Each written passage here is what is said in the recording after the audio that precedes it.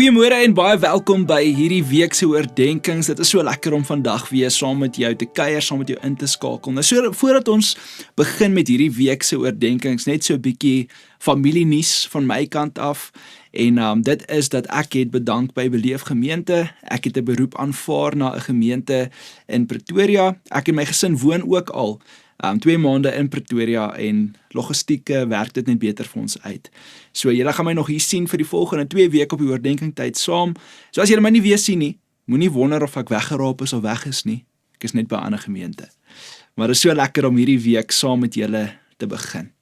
2 Timoteus 3 vers 16 tot 17 sê die volgende: Die hele skrif is deur God geïnspireer en is nuttig om ons te onderrig, die verkeerde te weerlê, om ons reg te wys en om die regte leefstyl by ons te kweek.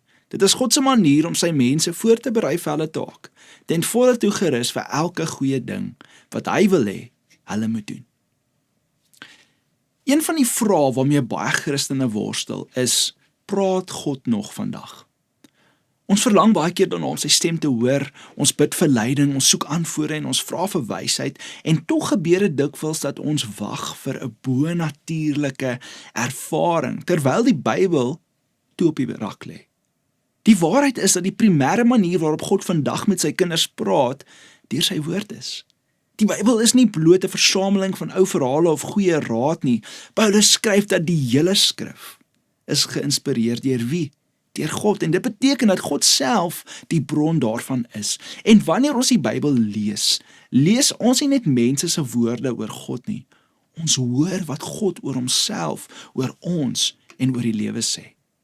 En baie keer verlang ons na 'n spesifieke woord van God oor 'n situasie. Baie keer wil God eers sê ons moet luister na wat hy reeds gesê het. Hy het reeds gepraat oor vergifnis. Hy het reeds gepraat oor liefde, gehoorsaamheid, vertroue, wysheid, reinheid, geloof.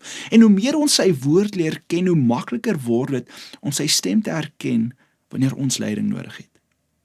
God se woord doen meer as om ons in te lig. Dit verander ons. Dit wys ons waar ons verkeerd is, help ons om reg te leef en dit vorm ons karakter om meer soos Jesus te wees. En daarom is Bybel lees nie net 'n geestelike gewoonte nie. Dit is 'n ontmoeting met die lewende God. En as jy vandag God se stem duideliker wil hoor, begin nie deur harder te luister nie, begin deur die Bybel meer oop te maak. God het nie opgehou praat nie. Die vraag is of ons tyd maak om te luister na wat hy reeds gesê het. Ek wil jou vandag vra, dink vandag hieroor. Hoe gereeld maak jy tyd om God se woord te lees? Watter gedeelte van God se woord het die afgelope tyd met jou gepraat? En hoe kan jy in hierdie week meer doelbewus na God luister deur sy woord? Kom ons bid saam. Here, dankie dat ons vanoggend kan hoor. Paulus skryf vir ons dat die hele skrif is deur U geïnspireer, deur die Heilige Gees.